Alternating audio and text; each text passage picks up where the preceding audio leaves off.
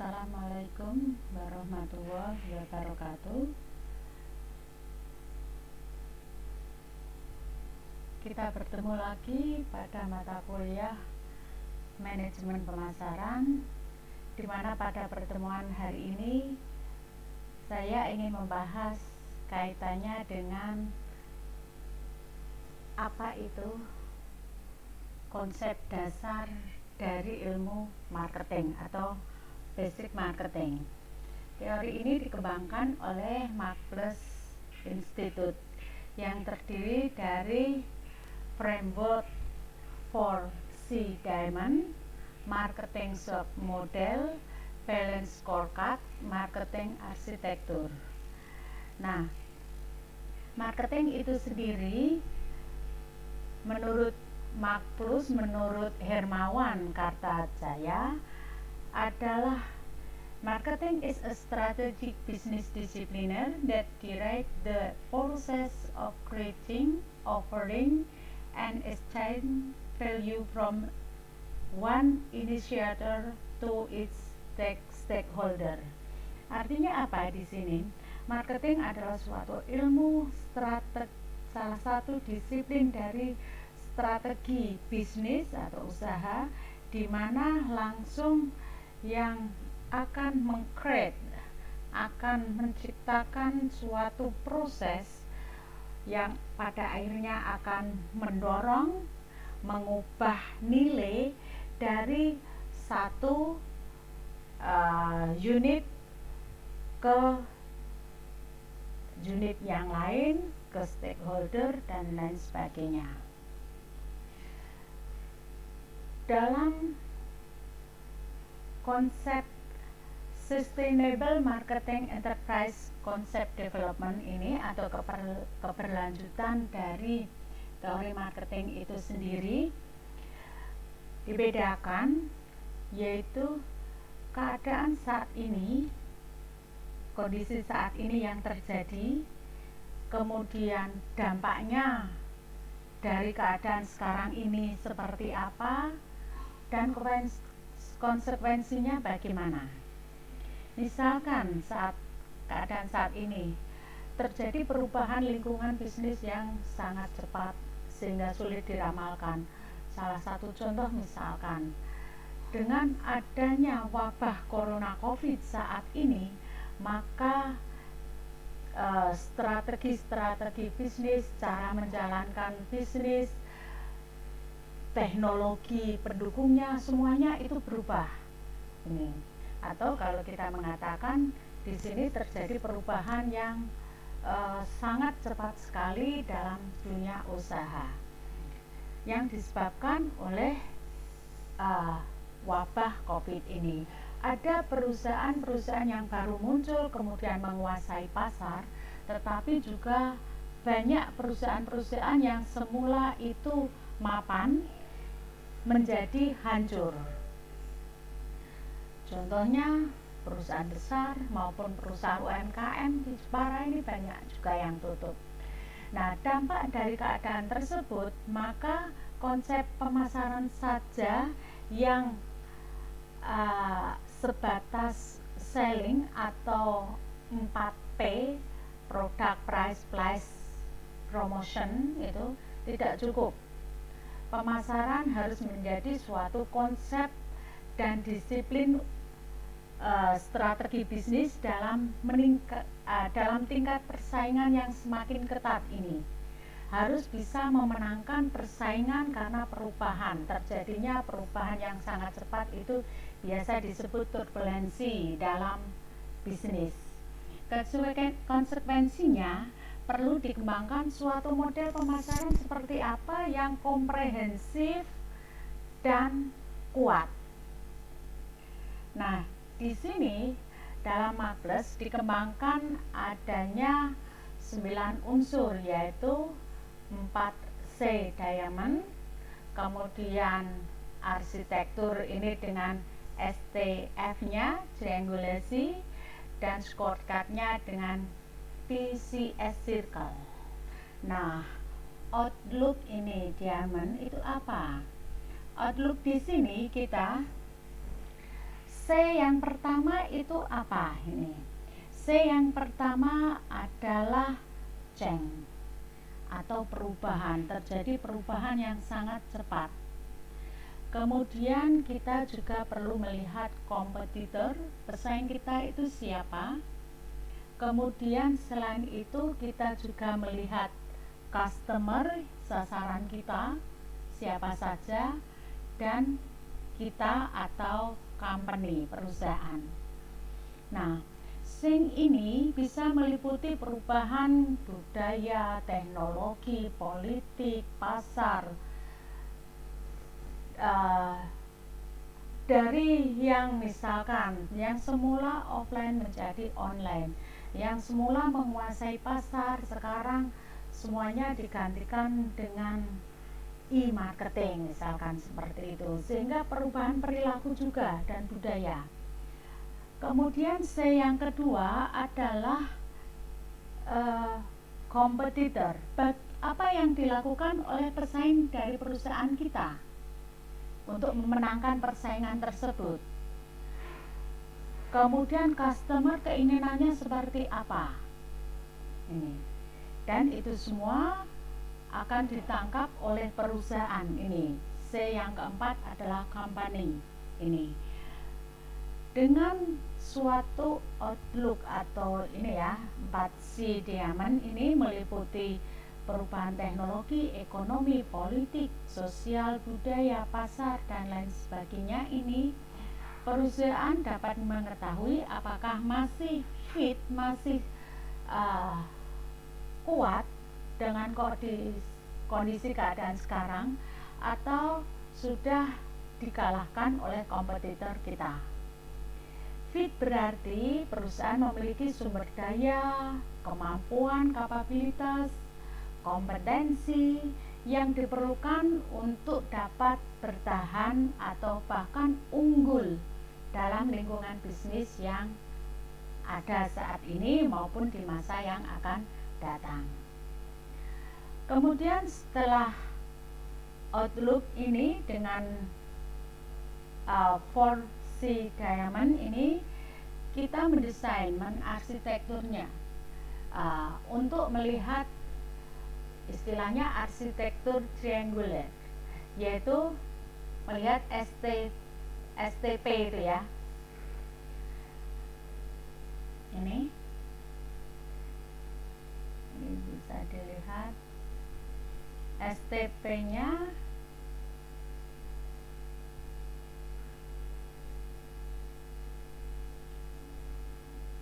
Ini yaitu melihat strategi yang kita pakai apa, taktiknya bagaimana, kemudian value yang pada akhirnya kita hantarkan. Nah, dalam mendesain marketing, basic marketing dari pemasaran tersebut, konsep pemasaran dasar, di sini ada 9 unsur yang perlu saudara kuasai. Yang pertama, kita harus bisa menentukan STP, segmentasi, targeting, dan positioning. Setelah kita bisa menentukan, mensegmentasikan pasar sasaran, maka kita lanjutkan dengan taktik atau cara seperti apa untuk memenangkan pasar tadi, yaitu dengan kita menciptakan produk yang diferensiasi, entah itu dalam produk, dalam layanan, kemudian bagaimana dengan marketing mix-nya, dan bagaimana cara kita mendistribusikan, menjualnya. Dan pada akhirnya sasaran kita yaitu dalam menghantarkan value tadi. Value ini bisa diwakili dengan brand, service, maupun proses. Nah, apa itu STP ini ya, dalam strategi segmentasi, targeting, maupun positioning ini bisa dikatakan STP adalah ini, kita mensegmentasikan pasar dari yang sifatnya heterogen menjadi lebih homogen. Bisa berdasarkan geografi, demografi, psikografi, budaya, dan lain sebagainya. Kemudian dari segmen yang homogen dipilih salah satu atau yang paling kuat, itu yang menjadi target pasar kita. Ini. Nah, setelah target pasar kita ketemu, ini bagaimana kita bisa mengelola target pasar kita ini dengan memberikan produk baik barang maupun jasa, sehingga produk kita itu tertanam dalam pikiran customer dalam jangka panjang atau biasa disebut dengan positioning. Nah, setelah strategi tersebut terrealisasi, bagaimana tekniknya? Yaitu dengan differentiation, marketing mix, serta selling. Diferensiasi adalah bagaimana kita menciptakan produk baik barang maupun layanan itu berbeda dengan pesaing kita. Ini contohnya misalkan dulu pendidikan primagama, kemudian gama eksakta dan lain sebagainya itu menguasai di setiap kabupaten hampir ada. Tapi sekarang ada produk yang dengan lebih murah, lebih mudah, dan kualitasnya juga unggul. Contohnya Ruang Guru. Itu menjadi suatu kompetitor yang kuat. Dan sekarang kita mengetahui Ruang Guru itu menguasai pangsa pasar dalam media pendidikan. Kemudian kita harus juga menciptakan marketing mix yang berbeda dengan customer, yang berbeda dengan kompetitor. Marketing mix terdiri apa? Produk, bisa barang atau jasa. Kemudian bagaimana dalam penentuan harganya, price, apakah berdasarkan biaya-biaya produksi plus margin keuntungan, ataukah berdasarkan persepsi yang berlaku pada kisaran harga di pasar itu seperti apa. Setelah produk, price, kemudian ke ini place di sini menyangkut pendistribusian, bagaimana produk tersebut, value dari produk tersebut bisa diterima dengan baik oleh customer akhir. Dan akhirnya promotion, yaitu bagaimana perusahaan menginformasikan adanya produk tertentu dengan harga tertentu, dengan lokasi atau pendistribusian tertentu, bisa sampai ke customer sasaran atau ke target pasar kita. Setelah itu selling di sini menyangkut bagaimana kita dalam menjual itu yang semula customer merasa tidak tertarik itu bisa tertarik. Yang customer merasa produk itu semula biasa saja bisa merasa menjadi lebih wow. Contohnya misalkan kita kadang misalkan jalan-jalan ke mall, kita membeli misalnya kopi Vietnam itu harganya kan sangat tinggi. Atau kita membeli Starbucks. Nah, Starbucks itu kan kopi-kopi biasa ya, tetapi satu gelas itu bisa dengan harga 50.000 atau berapa. Nah, kenapa kita mau membeli? Ternyata di situ yang kita terima, yang kita beli itu bukan hanya produk, tetapi Starbucks-nya itu. Dengan produk Starbucks tersebut kita berharap kita bisa menemukan suasana baru, menemukan dunia baru, ada perubahan-perubahan ke arah positif. Nah, itu yang dijual oleh Starbucks maupun kopi-kopi yang lain. Kemudian setelah itu ke value. Value di sini terdiri dari brand, service maupun proses. Brand artinya apa?